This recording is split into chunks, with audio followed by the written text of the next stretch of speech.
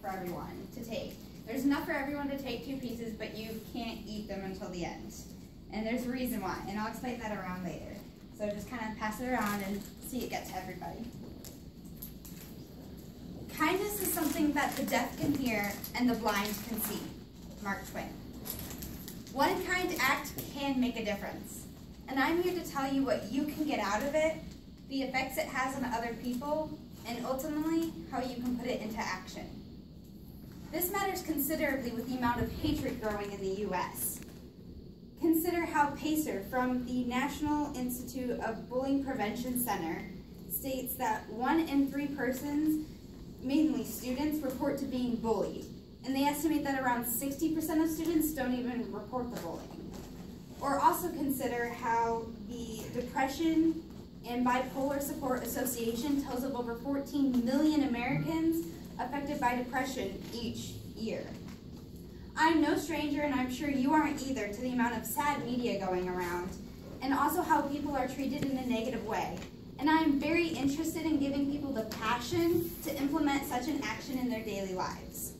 I'm also personally starting a charity campaign for this exact cause, where people can go online and find all the information that I present you today, and hopefully get inspired to make a difference in their own community. I want to convince you how kindness can help you, and how kindness can affect the world around you, and also encourage you to take a kind act that I share with you and put it into practice just once a day. Well, we're all human here, at least I hope so, so I'd like to start out with being a little selfish.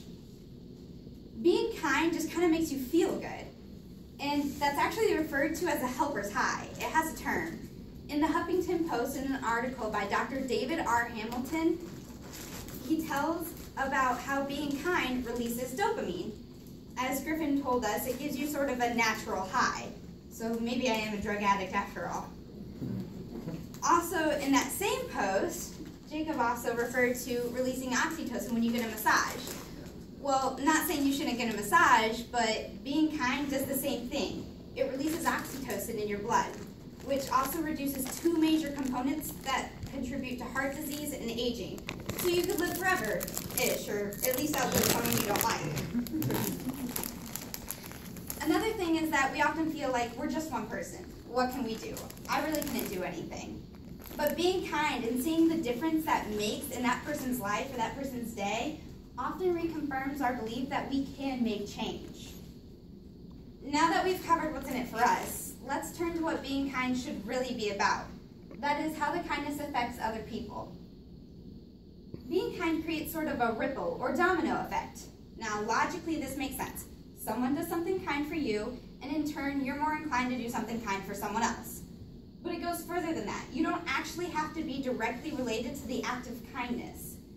In the National Center for Biotechnology Information, they coined this as upstream reciprocity.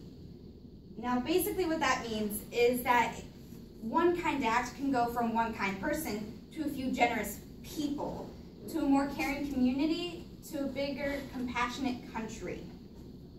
After covering what good both sides get at the party from being kind, and how that can affect you and the society you live in, I'd like to come to the part that actually, takes doing something, and knowing what you can do to start making a change. There are some small ideas, and there are some big ideas that you can do. You probably want to start with the smaller ideas. Collective evolution lists some small ideas for us to start out with, such as opening the door, giving someone a genuine compliment, perhaps giving money to the homeless, or my favorite, resisting the urge to be unkind to someone.